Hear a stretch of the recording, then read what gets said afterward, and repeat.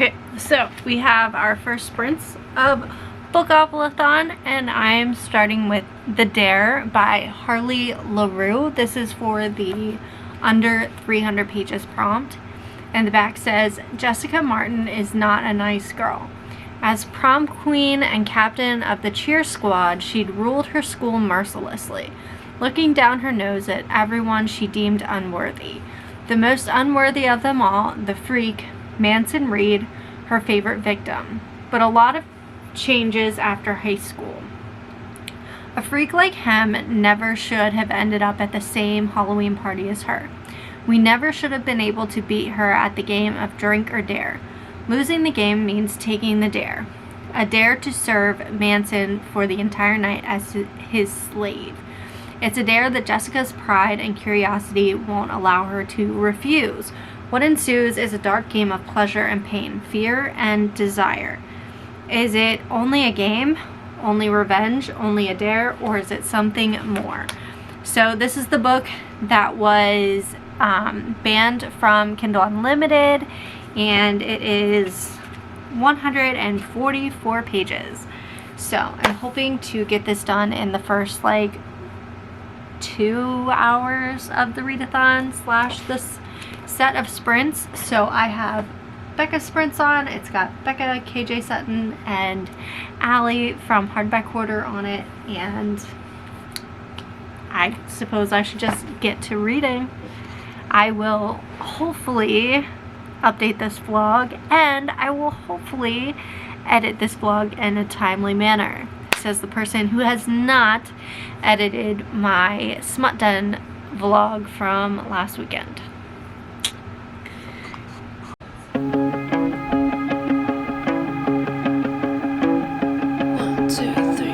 Don't know how it's 5 a.m. again. One too many episodes of Friends. Stupid boys got me rereading texts.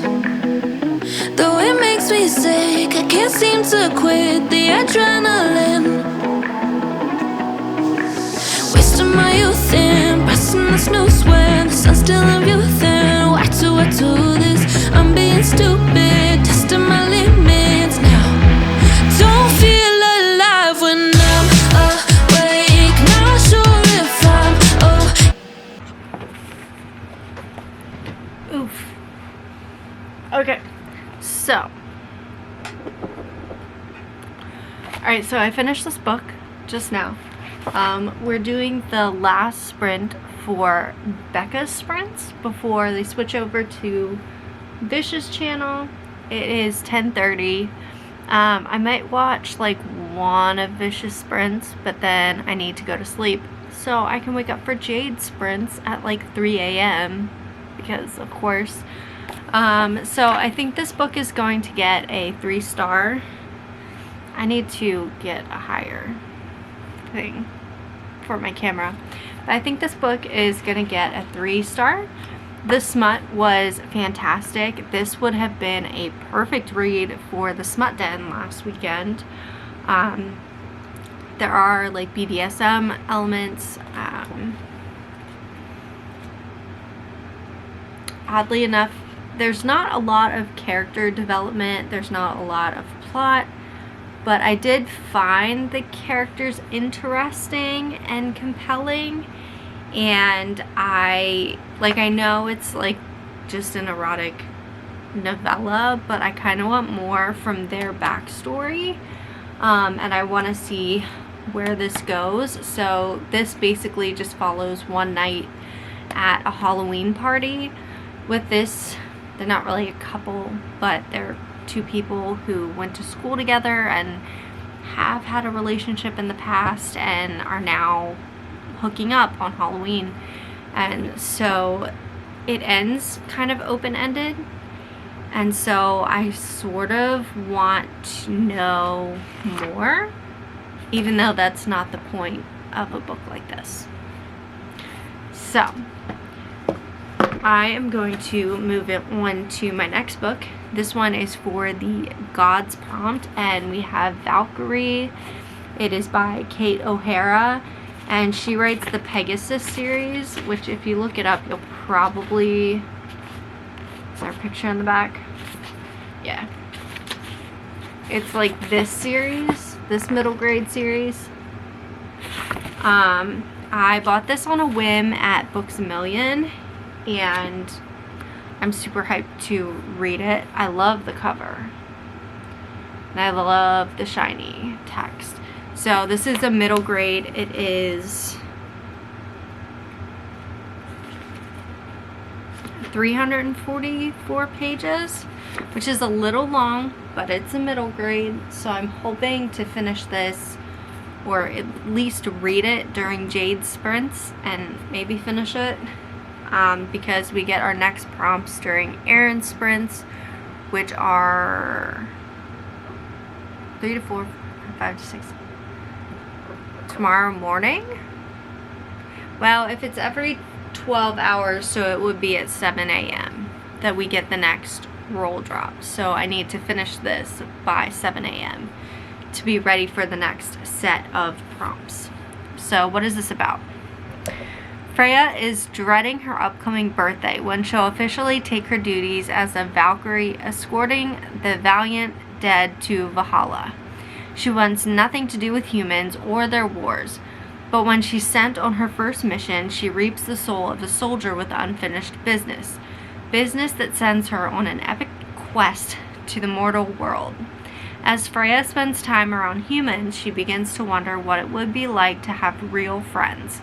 But the gods have their own schemes, and before she knows it, Freya must choose between the world of Odin, Thor, and Loki, and the world of human friends that she has come to care about. Will Freya discover what it means to be a real hero, or will she simply accept her destiny? So, I'm excited to read this. I don't know much about Norse mythology, so this should be an adventure. I'll just check in later. Also, I'm using my Daisy and Bee Peach bookmark, which felt super appropriate for the dare and feels, well, it matches her hair, so that's nice. Okay.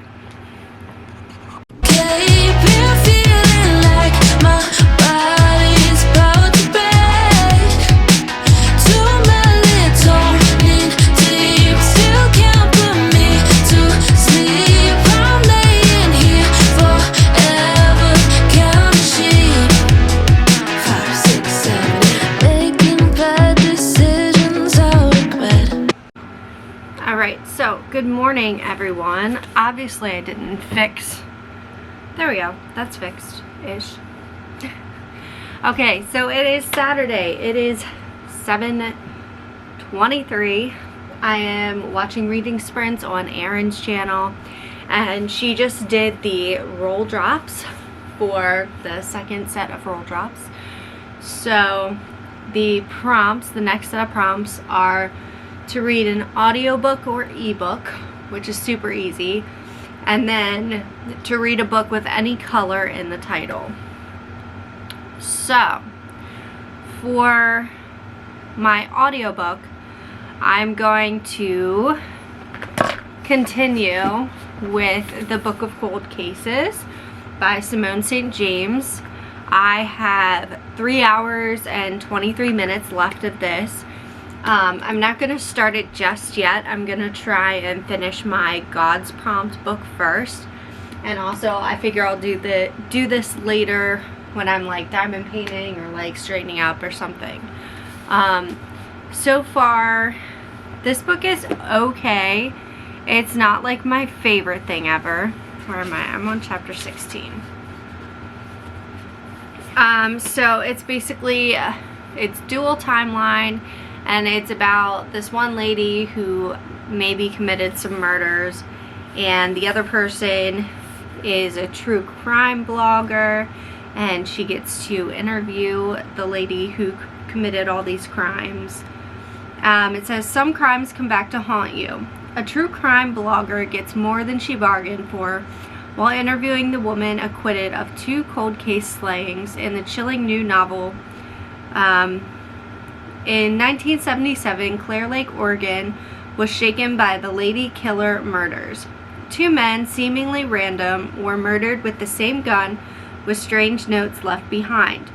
Beth Greer was the perfect suspect, a rich, eccentric 23-year-old woman seen fleeing one of the crime scenes. But she was acquitted, and she retreated to the isolation of her mansion. Oregon, 2017. Shay Collins is a receptionist, but at night she runs a true crime website, The Book of Cold Cases. A passion fueled by the attempted abduction she escaped as a child. When she meets Beth by chance, Shay asks for an interview. To Shay's surprise, Beth says yes. They meet regularly at Beth's mansion, though Shay is never comfortable there. Items move when she's not looking, and she could swear she's seen a girl outside the window. The allure of learning the truth about the case from the smart, charming Beth is too much to resist, but even as they grow closer, Shay senses something isn't right. Is she making friends with a manipulative murderer, or are there other dangers in the darkness of the Greer house? So apparently there is like a supernatural element to this. Yeah, so I'm excited that I can get a book that I need to read on this TBR. And then for the second roll drop, it's to pick a book with any color in the title, and I'm stuck between reading Red Queen by Victoria Aveyard, because Rye from Rye's Reading Corner is doing a read along of the series, and I've never read this series before, and of course it has red in the title. Is it YA? I don't know. It's either new adult or YA, so maybe it would read fast, but it's also 383 pages, so that's a little bit long to read in 12 hours, along with this audiobook and my Valkyrie book. So I also found this on my shelf. It's called Cherry Bomb by Caramel Rose, and cherry is a color. It's like a shade of red, right? So that would work. And it's only about 230 pages, and it's on my physical TBR, so it needs to be read. So I don't know. I mean, this needs to be read because it's on my TBR for the month of May, and there's only a week left. But this is nice and short and perfect for a weekend readathon. So we'll decide that later when I actually get to that book.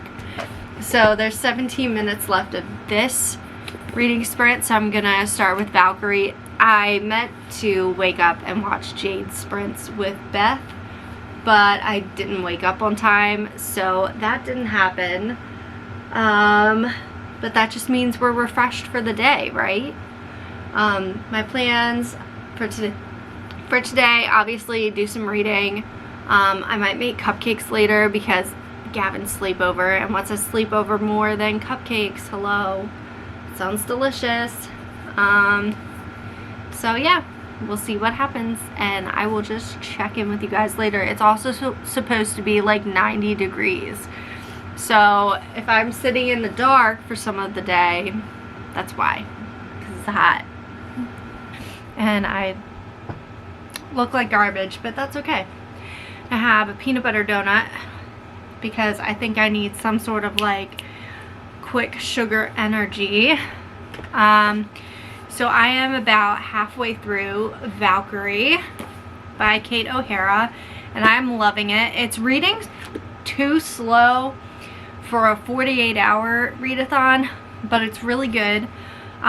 So I'm at the part where, so Freya is the Valkyrie, and she met this guy who passed away, and he asks her to watch over his family. Like, he's not ready to die, he's not ready to pass on, because who will watch his family? So Freya ends up making a deal with Loki, and she goes to Chicago to find his family, and in the journey to find his family, she runs into Archie, who is sort of her age, other than the fact that she's like 300 years old. but sort of similar age, and he is being bullied by a group of kids from his class who don't like him. And Freya steps in and she makes friends with him, and he ends up helping her find this family that Freya is supposed to look over for the guy who passed away in the beginning. And I'm liking the like urban fantasy aspect of this book. I'm liking how it is taking, how she took someone, Freya, the Valkyrie, she took someone who is not used to the human world, plopped her in the human world, and then she's making like commentary on the human world about like bullying and the violence and how people treat one another. And so I think it's a really interesting commentary on the world, while still being, you know, a middle grade book, and it's still presented in an age appropriate manner. I'm really enjoying this book. I will be picking up the second book at some point. The second book cover makes me think that there might be, might be some sort of a battle. Like, I'm thinking maybe this is gonna end on a cliffhanger. I know that she made the deal with Loki, and he's been coming to Midgard, or the Earth, to check on her, and I feel like he's up to something. And then of course Thor and Odin don't know that she's there, and her Valkyrie sisters don't know that she's in Earth. So I'm interested to see how that plays out. So I'm having a good time. I'm really hoping I can finish this. I'm starting to get kind of like draggy, like it's time for my Saturday nap, which is ridiculous. But I think Aaron's sprints have another like 30 minutes, and then I think Becca has sprints again, and then of course Gavin's sleepovers tonight, which I'm so excited about. And I'm also participating in like a follow train on Instagram. So I'm at 898 followers, so I'm almost at 900. That would be so cool if I hit 900 followers. For temporary serotonin hits, gambling time and losing common sense. I've heard talks from Ted warning me of death. Nothing's sinking in. Don't feel alive when I'm awake. Not sure if I'm okay. Okay, so I just finished Valkyrie, and I put it over on my shelf. 4 stars. So good. I found the next 2 books on Pango Books, so hopefully I can continue that series eventually. This lighting is awful, but it's fine. So I'm going to move on to the color prompt. And I did take a look around my bookshelves, and I decided to go with Once Upon a Time, Red's Untold Tale by Wendy Tolliver. This is based on the TV show Once Upon a Time, and it's about Red Riding Hood, I'm assuming. Let's see. And also, look at the hardcover. Ooh, so pretty. Alright, so it says, it's wolf's time, the foreboding period around each full moon when villagers must protect their homes and families against the giant ferocious wolves that roam the forest. On the day Red turns 13, Granny gave her a special red cloak upon which a spell had been cast to protect Red from wolves. Red is now 16 and is desperately trying to fit in among her peers, save Granny's failing bakery business, and of course protect herself from wolves. Her crush on Peter and her determination not to let the mean girls sabotage her blossoming romance calls Red to make some questionable choices. Will those choices let the wolves in? Will Red pick the right battle? Will her skills be strong enough to keep her alive? So this book is almost 400 pages. It is definitely 400 pages, but there are little pages and the font is kind of big, so I should be able to read this relatively quickly. It is 2 o'clock, So I think this is Becca's last hour for her sprints, and then it's going to be someone else for 4 hours, and then Gav and Lexi's slumber party is at 7 p.m. and that's when the next roll drops are. So I have this, and I have 3 hours of my audio for the Book of Cold Cases to read in that time, which seems pretty doable. Although it took me like this whole day to read Valkyrie, so I guess we'll see what happens. I'm feeling snacky. I don't know what I want, but I want a snack. I think I got tater tots, and the British people are talking about cheesy chips, so I don't have the cheese to put on them, but I might just have me some tater tots. And I'll check in later.